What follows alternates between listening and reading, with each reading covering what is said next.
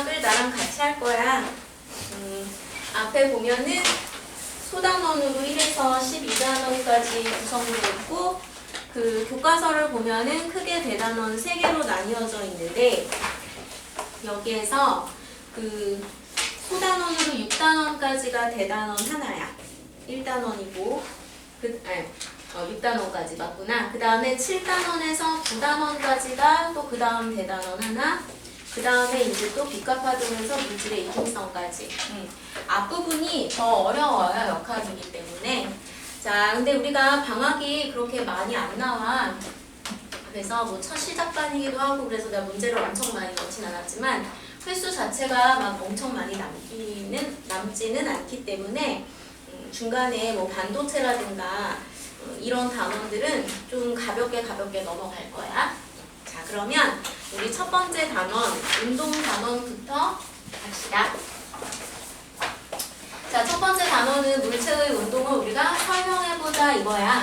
운동이라는 것은 시간에 따라서 물체의 위치가 변화하는 거지.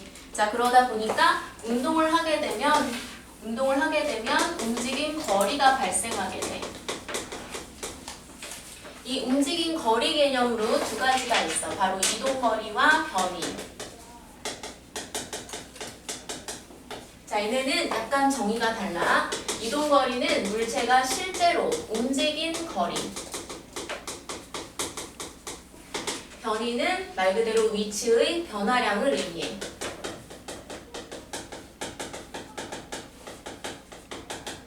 자, 만약 물체가 A점에서 출발해서 B점까지 3m를 가고 그 다음에 방향을 90도로 꺾어서 C점까지 4m를 갔다 해봐. 그러면 실제 움직인 거리, 이동 거리는 얼마야? 7m. 그게 바로 이동 거리야. 그래서 이동 거리 얼마니? 그러면 7m라고 해. 자, 그런데 그럼 변이가 얼마니? 라고 하면 처음 위치와 마지막 위치의 위치 변화량 얘기하는 거잖아. 그럼 얼마가 돼? 그러면 5m가 되는 거지. 자, 이렇게 정의가 다르니까 변이 값은 다르게 5m가 되는 거야.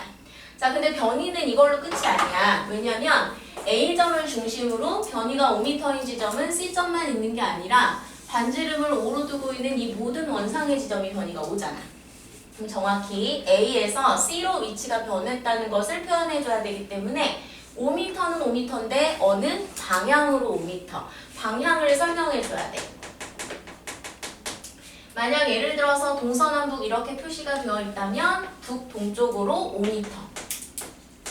이렇게 표시해줘야지 변이가 완성되는 거야. 자, 그러니까 차이가 있어. 그럼 이동거리는 7이라고 하는 값만, 크기만 있는 물리량이지.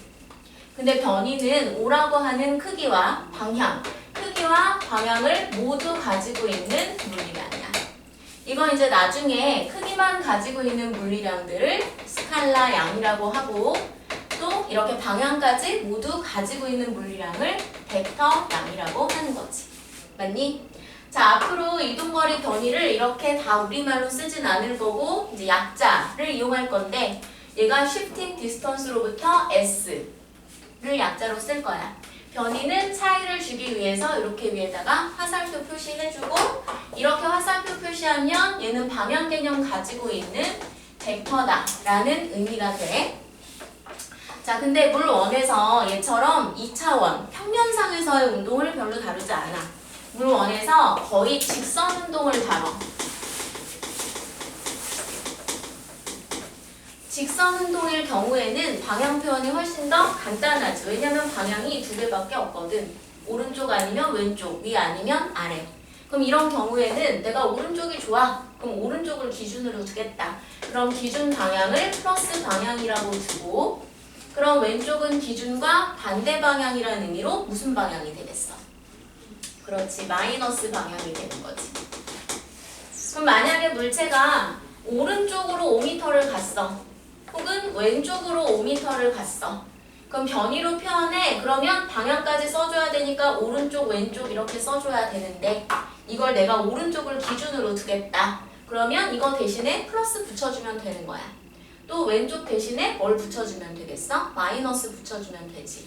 자, 그래서 변위에서 이렇게 각 앞에 붙은 마이너스는 뺀다는 개념이 아니라 기준과 어떤 방향? 반대 방향이다 라는 의미가 있는 거죠. 여기까지 가지?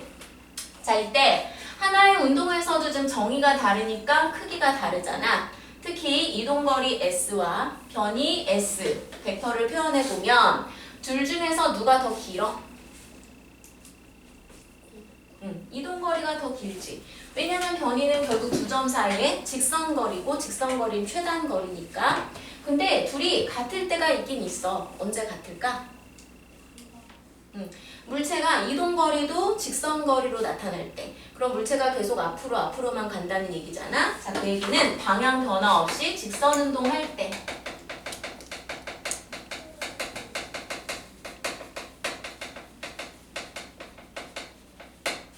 그때는 이동거리와 변이가 차이가 없이 똑같기 때문에 굳이 구분할 필요가 없다.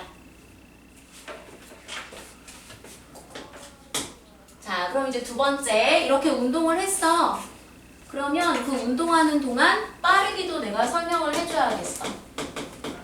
그래서 빠르기를 나타내는 개념 역시 두 가지. 바로 속력과 속도. 자, 우리가 일상생활 속에서는 전혀 구분 없이 사용하는데 사실 의미가 좀 달라. 자, 속력이 빠르다라는 건 단위 시간당. 단위 시간은 보통 몇 초를 얘기해? 1초. 당 이동거리가 얼마나 기냐. 이동거리가 길면 속력이 빠른 거야. 근데 속도는 좀 달라. 자, 얘도 기본적으로 빠르기 개념이긴 하니까 단위 시간당. 즉 1초당. 근데 얘는 위치가 얼마나 많이 변했냐. 자, 위치 변화량을 앞에서 두 글자로 뭐라 그랬지?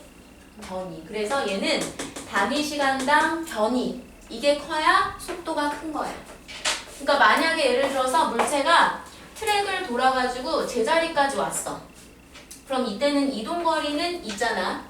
근데 변이는 처음 점과 마지막 점이 똑같으니까 얼마야? 0이지. 그럼 그때의 속도는 얼마가 되는 거냐면 0이 돼버리는 거야. 뭔 얘기인지 알겠죠? 자, 그러면 이걸 통해서 우리가 식을 나타내 보자고. 예를 들어서 10초 동안 이동거리 100m 갔어. 그럼 1초 동안은 얼마 가는 거지? 이게 바로 단위 시간당 거리니까 얘가 바로 속력인 거야.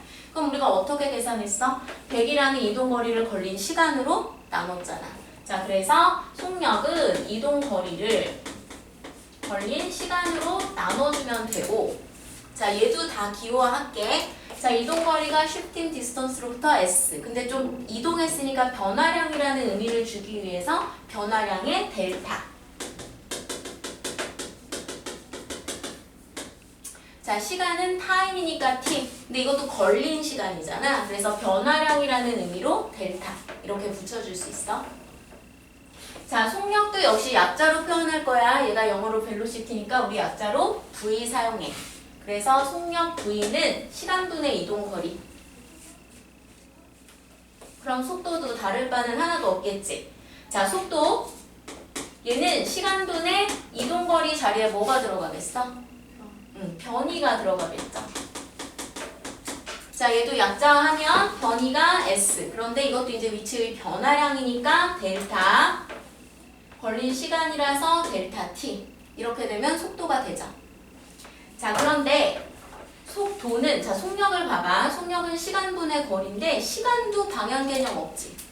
플러스 5시간, 뭐 왼쪽으로 5시간 이런 개념 없잖아. 그리고 이동거리도 뭐만 가지고 있었어? 크기만 가지고 있었어. 그래서 속력도 오로지 크기만 가지고 있는 스칼라 물리량이야.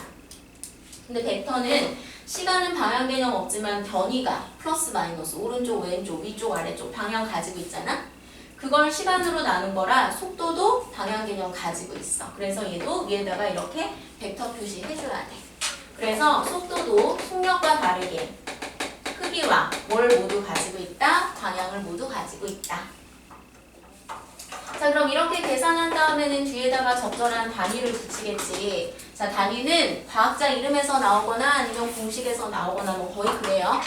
자, 얘는 공식에서 나와. 이동거리나 변이나 어쨌거나 이동거리 변이 모두 미터 단위 사용해. 그리고 시간은 세크 쓰지? 그런데 나눴기 때문에 중간에 퍼 들어가. 그래서 미터 퍼 세크 단위 사용해.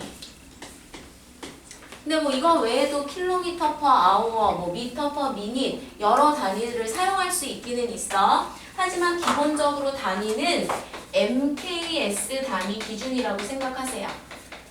자, 여기에서 M은 미터의 M이야. 그럼 K는 뭘 것 같아?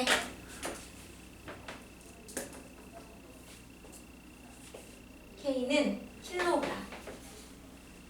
S는 세컨드. 그러니까 거리 단위도 미터 있고 킬로미터 있고 뭐 마일 있고 무지 많지만 기준은 미터라는 거고 질량도 그램이나 밀리그램이 아니라 킬로그램 기준이고 시간도 미닛이나 아워가 아니라 세크 기준이야. 자, 앞으로 우리가 물리를 계속 공부하면 이제 여러 개념들을 공부하게 될 텐데 그럼 이제 단위도 여러 개가 나올 거 아니야? 근데 걔네 단위가 다 기본적으로 얘네로부터 파생된 거야. 그래서 웬만하면 문제를 풀 때 단위를 이걸로 바꿔서 푸는 게 좋아요. 오케이? 자, 어쨌거나 그래서 미터 퍼 세크. 그래서 지금의 경우는 10미터 퍼 세크 나오지? 그럼 의미가 이런 의미죠. 1초당 10m 가는 빠르기다. 근데 이게 속력이 되면 1초당 이동을 10m 했다. 라는 의미고 이게 만약에 속도가 되면 1초당 이동거리는 얼마인지 정확하게 모르겠지만 어쨌거나 위치는 얼마 변했다. 10m 변했다. 이런 의미가 되는 거죠. 여기까지 가니? 자, 이때 속도 방향 개념 가지고 있는 벡터량이라고 했잖아. 이 방향 표현하는 거는 변이랑 전혀 다를 바가 없어.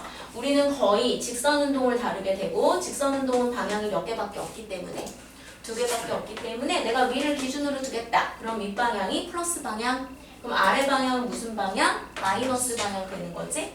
그래서 만약에 위로 3m/s, 아래로 3m/s의 속도로 간다라고 했을 때 이렇게만 쓰면 방향 표시 안 했기 때문에 이건 속력이야.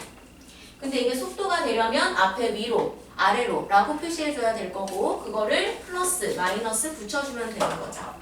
자, 이때 이 마이너스는 역시 마찬가지로 기준과 반대 방향이다 라는 의미가 있는 거지. 맞아?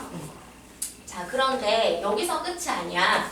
이 속력도 그렇고 속도도 그렇고 또 우리가 두 가지로 나눌 수가 있어. 중학교 때도 나왔어. 바로 평균 속력, 순간 속력. 그럼 얘도 마찬가지로 평균 속도, 순간 속도. 자, 평균 속력 볼까? 만약에 지금 우리가 학원에 오는데 집에서 학원까지 오는데 뭐 직선거리는 아니야. 어쨌거나 1km를 이동해 왔어. 근데 엄마 차를 타고 10분 만에 왔어. 그럼 이때 평균 속력 얼마니? 라고 하면 얼마라고 할 거야?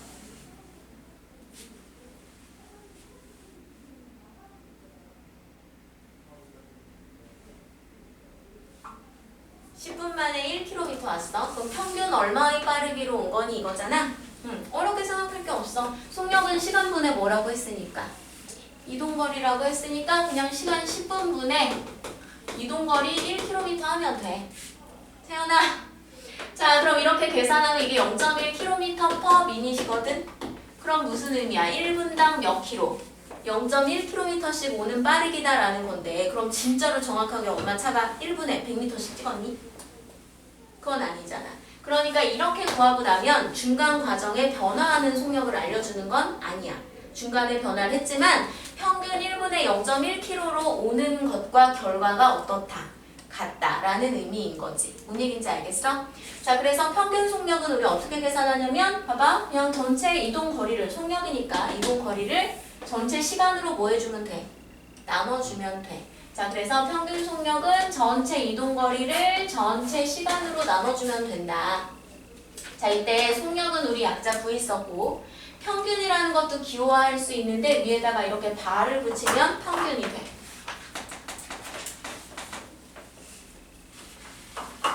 자, 그러면 순간 속력을 구해라고 한단 말이야.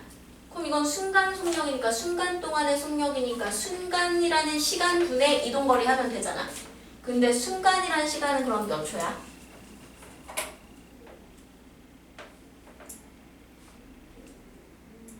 몇 초일까?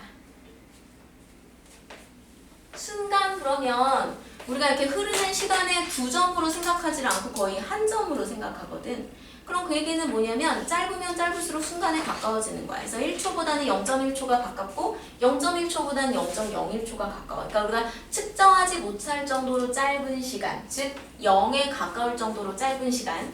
그래서 순간 속력을 계산하기 위해서는 0에 가까울 정도로 짧은 시간 분의 속력이니까 그동안의 이동 거리 해주면 돼.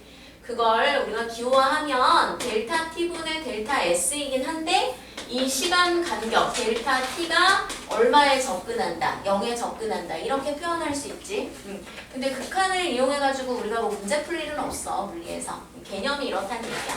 자, 이걸 우리가 더 단순화시키면 얘를 dt분의 ds 이렇게 바꿀 수 있죠.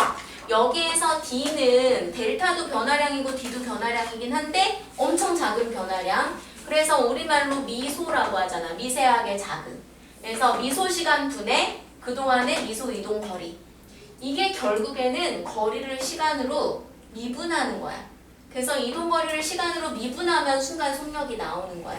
근데 미분할 일은 없어. 공부 과정에서는. 개념이 그렇다는 얘기야. 여기까지 가요. 자, 둘 다 속력이니까 미터 퍼 세크. 자, 이번에는 평균 속도로 갈까? 자, 속도야. 그러니까 기본적으로 시간분의 이동 거리가 아니라 뭐야? 변이야. 자, 평균이니까 그냥 어떤 시간, 총 시간 동안 총 변이 해주면 돼. 자, 평균 속도도 약자화하면 속도니까 벡터 v 평균이라는 의미 주려고 위에 다 붙여주면 돼. 약자화하면 나중에 문제 풀 때가 편해요. 자, 순간 속도는 어떨까? 얘도 마찬가지야. 순간 동안의 속도니까 미소 시간분의 매우 짧은 시간, 0에 가까울 정도로 짧은 시간분의 속도니까 변이해주면 돼. 그래서 얘도 우리가 표시하면 델타 t분의 델타, 자, 거리 아니고 변인데 시간의 간격이 0에 접근할 정도로 짧다. 얘를 더 단순화하면 dt분의 ds, 변이를 시간으로 미분하는 개념이 순간 속도인 거야.